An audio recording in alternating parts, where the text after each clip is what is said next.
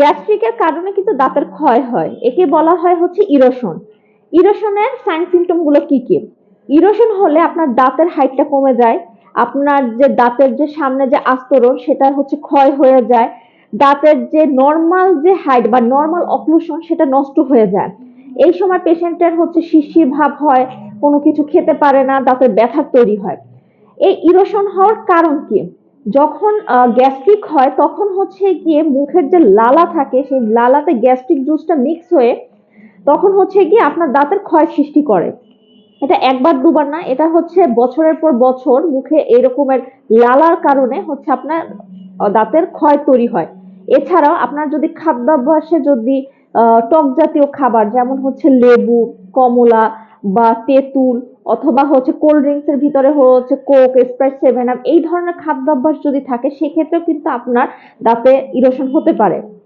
এছাড়া হচ্ছে morning sickness, যেটা হচ্ছে বমি বমি ভাব বা বমি হওয়া, বিশেষ করে হচ্ছে প্রেগনেন্ট মাদের ক্ষেত্রে এই সমস্যাটা বেশি দেখা দেয়। বা তারা যখন বমি করে ওই বমির সাথে হচ্ছে যে অ্যাসিডটা থাকে সেই অ্যাসিডের কারণেও কিন্তু দাঁতের ক্ষয়টা হয়ে থাকে। এখন যদি ইরোশন হয়ে যায় তাহলে সেক্ষেত্রে করণীয় কি?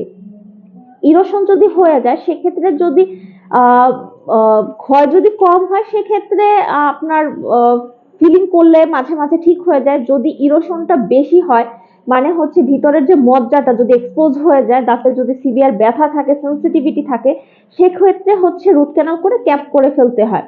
এখন হচ্ছে ম্যাডাম আমাদের কি টক জাতীয় খাবার কি আমরা একদমই খেতে পারবো না বা কোল্ড ড্রিঙ্কস কি একদমই খেতে পারবো না?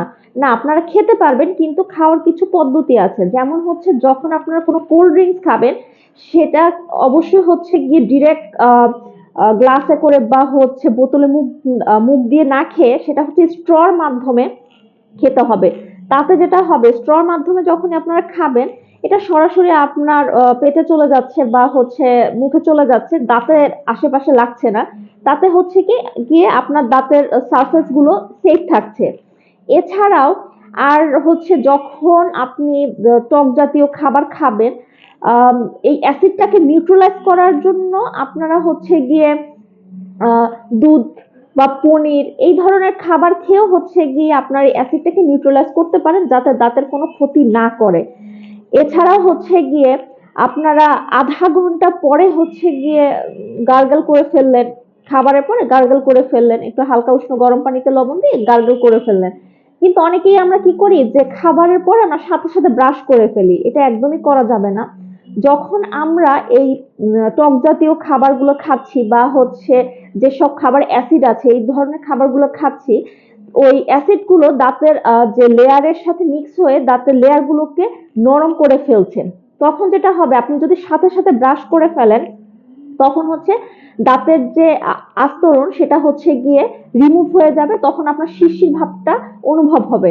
তাই যখনই এই ধরনের খাবার দাবার খাবেন সাথে সাথে ব্রাশ করা যাবে না, মোটামুটি 1 ঘন্টা বা আধা ঘন্টা হচ্ছে ওয়েট করে তারপর ব্রাশ করে ফেলতে হবে।